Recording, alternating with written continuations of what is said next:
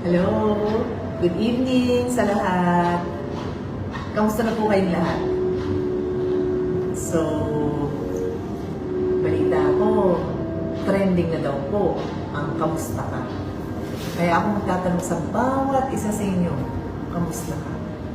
You know guys, we are all social beings. And the nature of being a human is social connections. So, sabihin nyo sa akin kung masaya kayong nag-iisa parati or kahit na mag-isa kayo, may mga kamusta sa inyo. Kung may pinagdadaanan kayo, may mga kamusta sa inyo. Kung may, for example, may loved one, may sakit, okay ba sa inyo na kinakamusta kayo ng mga friends nyo, family nyo? How are you coping with your challenges? May exam, may problema sa asawa. Diba? Pagka alam ng mga kaibigan mo yun na may pinagdadaanan ka, okay sa inyo na kinakamusta kayo. Tell me about it. Tell me how you feel about your friends and family and loved ones checking on you. Kasi po, mamaya check ko yung comments kasi phone ko yung ginagamit ko pang Facebook Live. Pero hiramin ko yung phone ng kasama ko para mabasa ko yung comments nyo. Babasahin ko. So feel free kung gusto nyo magkwento. Kamusta ka na? And what matters to you when you're going through something? So, ba't ba na trending tong kamusta ka? Kasi po, nung nandun ako sa Senate, nabanggit ko na wala man lang nangamusta sa amin nung nagputukan na at feeling namin may barilan na nagganap all over us. And that's not just me, but also our staff, the Senate employees, media. Nangyari po yung event na yun around 8 o'clock. Nung mag-aalis 10 na, tapos na. Mag-aalis 10 na po yun. If 9, mga 9:45, 9:50, if I'm not mistaken. Medyo kumalma na kami kasi wala na putukan, saka na-clear na po yun na-clear na yung area. Sabi ko dun sa mga kasama ko, including Senator Camille Villar, sabi ko, uy, alam ba ng mga kasamahan natin kung ano nangyari dito, yung mga wala dito? Alam ba nila, may message ba sila sa GC natin? Tapos tinignan ni Camille, sabi niya wala. Sabi ko, ha? Hindi man lang nila tayo kinamusta? So sabi ko, Camille, lagay mo dyan. ICYMI, buhay pa po kami. And nilagay ni Camille, hi, we're okay. Tapos sa kami nag-comment na stay safe, gano'n. So, syempre at the time na, yun nga, putukan lahat. Tapos nung tumahimik na, kasi ako in touch ako sa loved ones ko eh. Panentext sila, how are you, brother ko, mami ko, maanak ko. So syempre, yung mga mismo kasama namin doon, expected ko din na kamustahin nila kami, di ba? Normal yun. Anyway, so nung wala nga, at si Camille yung nagsabi, okay kami dito, sumagot sila. So, when I delivered my speech at sinabi kong wala man lang nangamusta, I want you all to know na after my speech, ang dami sa kanilang lumapit sa akin. Kasi friends po talaga kami. Imagine yung magkakaklase kayo. Debate kami, minsan nag-aaway kami because of work. But a lot of us have been friends and I really appreciate it, you guys who approach me. You know, nag-show kayo ng concern sa akin and sinabi nyo nga na nag-alala kayo sa akin. I appreciate it. And you know what guys, wala na sa akin to. Gano'n naman ako eh. Wala naman ako mapapala na ikasama ng loob ko. So, thank you to my colleagues na nag-show ng concern. I love these guys. I do. Pero meron din talagang hindi yung lumapit. Wala talagang balak kung kamustahin. So, ganun talaga buhay. And I think I've reached a point in my life na I try to control what I can control. And yung hindi ko makontrol, bahala na kayo. So, that, I guess, is some life lessons I want to share with all of you. It's important that we surround ourselves with people who we can trust, with people who we know care about us. And if there are misunderstandings, sabihin nyo. That's why ako, sinabi ko na ito yung feeling ko. And sure enough, marami sa kanilang lumapit sa akin, okay na kami. Ganun talaga yun. So move on na. So much work to do, right? But I wanna take advantage of this trending kamusta ka and ask each one of you, kamusta ka? You know, I'm a fan of psychology. Nung college po ako, hindi ako natuloy mag-psychology kasi naging economics yung course ko. But I study on my own, I read a lot. Siyempre, I'm a mother. A lot of mothers somehow are psychologists na rin kasi kailangan alagaan mo yung anak mo, kailangan mag-adjust kung ano yung needs ng anak mo. And I have to say, it's so important that your loved ones know that you're there for them. And ikaw din, if for whatever reason you feel that wala sila doon para sa'yo, huwag mong dibdibin. Ilabas mo, sabihin mo. For example, birthday mo, nakalimutan. You have the right to say na, uy, birthday ko, kinalimutan mo, nagtampo naman ako sa'yo. And then move on ka na. Kasi wala namang kang mapapala na bit-bit mo yun the whole time, di ba? Yun naman yung importante. There is nothing wrong experiencing different emotions. We're human beings. Hindi ka na tao kung hindi ka nakakaramdam. Diba, nakikita niyo ako, it's either masaya ako or galit ako. So nakita niyo naman ako na ang sama ng loob ko. You've seen me express my feelings as somebody who was scared, who was, ano ba sa English, masama ang loob. I felt bad because I'm human. But more importantly for me is you're able to move on. As an athlete, and yeah, I'm very proud to be an athlete. I've learned so many life lessons being an athlete. Sabi nga nila, it's not about nag-fail ka. It's how you moved on after. So, masama loob mo, how do you move on? So, yun ang importante. So, and I think it's time na basahin ko naman yung mga comments nyo. Magsasalamin po ako kasi malabo na mata ko. I cannot read kung walang salamin. So, kaya magbabasa ako ng mga gustong mag-comment ng gusto nyong ikwento na yung mga experience nyo in what sense na nakaramdam kayo ng support from your loved ones and nakatanggap kayo ng the kind of support that you need to hear from people who are important to you. So, mapati din ako na kay John Evan, hello. Of course, si Mike Maroto, nanonood. O, belated happy birthday. And, may nagsasabi na, ay, ano ba to? Sorry na wala.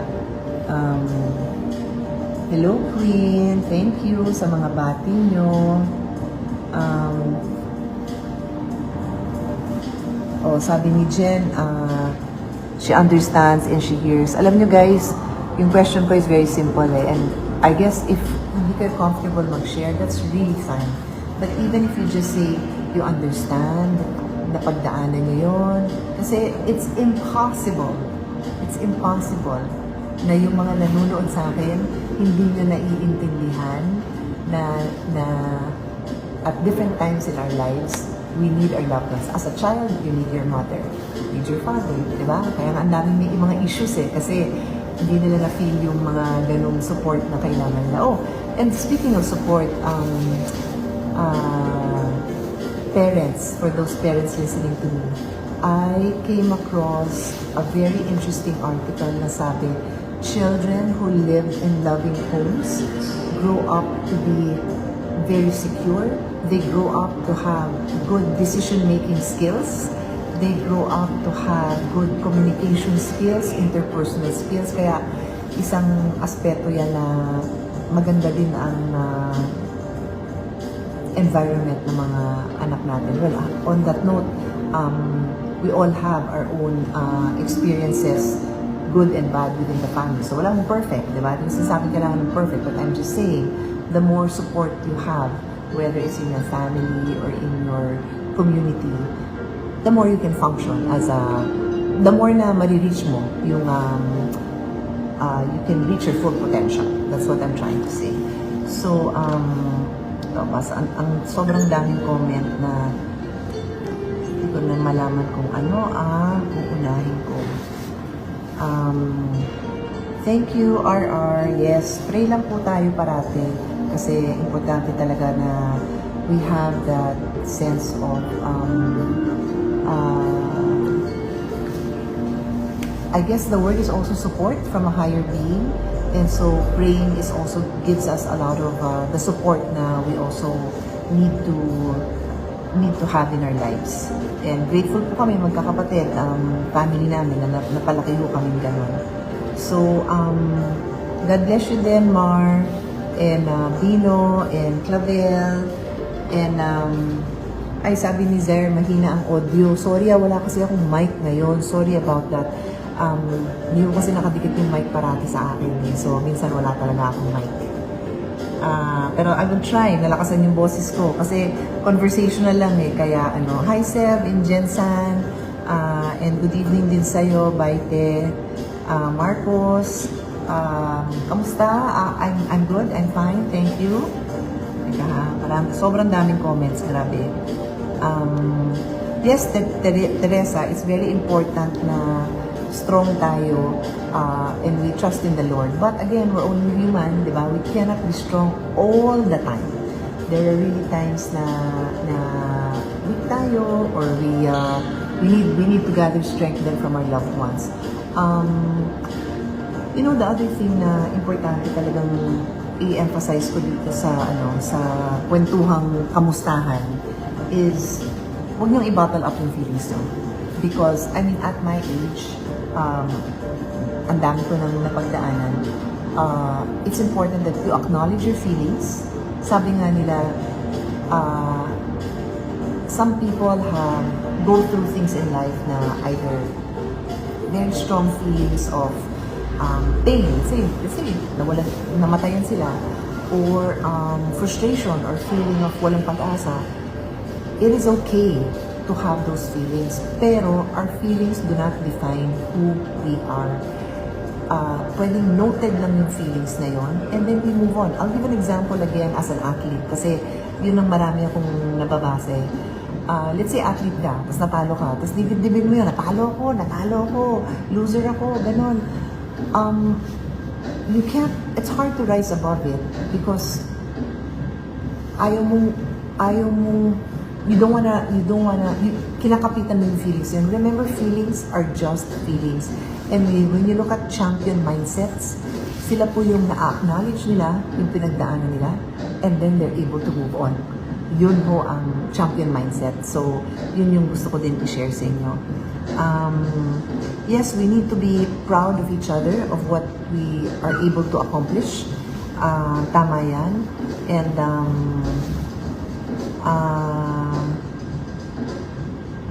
thank you, Anjali. Hello, kamusta ka dyan sa Saudi? Kay Rig. Hello, Rig. And, si Jem naman, of course, yes, we should always pray for wisdom and protection. Always, always. Pray for each other. And, God bless you then, Nelly. God bless you.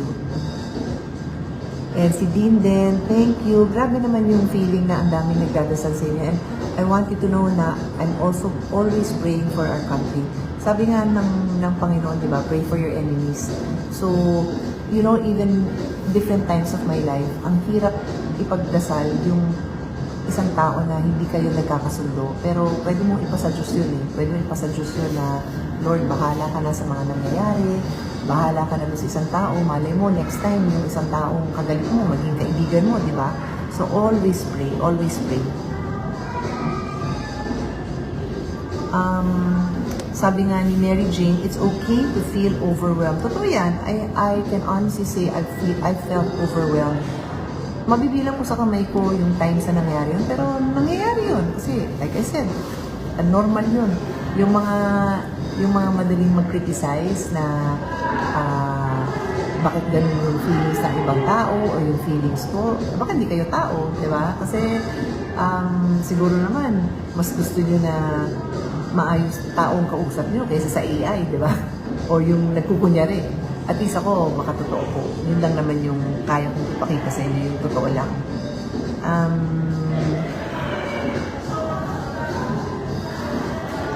Thank you din, Maria Fe, and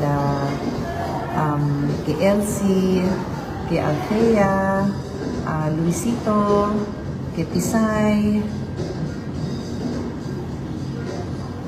Yeah, so anyways, ang dami lang nangangamusta. Again, uulitin ko. Take time to ask yourselves, kamusta ka? Ask yourself, And if there's something in your life na gusto nyo ayusin, maybe you can reach out to somebody who can help you, or maybe okay kayo, pero may ibang tao naman na kailangan nyo kamustahin. Diba? Why not? Why not? You know, every day I pray, I say to God, thank you for all the blessings. Please put in my path somebody whose life I can touch today. So, whether sa kwentuhan natin na to, na kinamusta kita, you would know na, you know, there's always hope, or because I'm praying for all of you, you bump into somebody who will actually give you hope. That's my purpose for having this conversation. Reach out, guys. And this one more thing I want to end with this. Sabi nila, the more na whatever negative feelings you have, you know what you do? You reverse it. Mag-reach out ka to somebody else. Do something for somebody else. Kasi I swear, ilang beses na nangyari sa akin yun. Gumaang yung pakiramdam ko. Kasi imbis na nakafocus ako dun sa dinadamdam ko, parang gumaang loob ko, tsaka nawala sa immediate na pananaw ko yung sarili kong mga iniisip. Napafocus ako dun sa ibang tao. So, yun lang din ang advice ko sa inyo. Dun sa show namin with Tito Boy Abunda sa CIA with BA, ganun talaga yung joy na nararamdaman namin whenever we have a show, because we're able to reach out to other people who need to hear us, need to be encouraged, need to have a little bit of hope. So, yun, sige. So, God bless you all, and maraming salamat din, Megan, Vince, God bless you, Christian, Tess, and Elaine. So, ang sweet naman itong si Hexine, kamusta? Okay naman. Kayo din, ha? And don't forget, ha, if you have loved ones na may pinagdadaanan, pwedeng pagkamusta nyo ngayon, okay yun. Then pwedeng the next day, hindi. So, kung mahal nyo yung taong yun, just be there for that person. You don't always have to be physically present, but there are different ways you can reach out and show people that you care for them. So, gamitin natin sa maganda itong trending na kamusta ka, di ba? Let's make it positive. No matter what the negativity is, you can rest assured, I will always, hindi ho ako umabot ng ganitong edad para lang maging negative. Hindi nyo mahanap sa akin yan. I have down days where maiksi yung patience ko, or madali akong ma-frustrate, sumama loob. But generally, I always am positive. I always look for the best scenario. So, yung mga nega dito, huwag na kayong mag-abala kasi hindi ko naman binabasa yung comments nyo eh. So, you're just wasting your time. But for those who want a safe space where we can be positive for the sake of our community, our country, I'm with you. We're on the same page. So, yun lang, guys. Maghapunan na. Yung mga nasa ibang bansa natin, mga kamag-anak, stay safe. If you live in Europe, siguro mga tanghali na ngayon. If you live naman in the US, umaga o madaling araw, iba-iba. Yung mga nasa Middle East, yun, medyo nananghalian na siguro kayo, guys. Stay safe. Reach out to a loved ones. Kahit isa lang. Let them know, kamustahin nyo. Let them know that you care. God bless you all.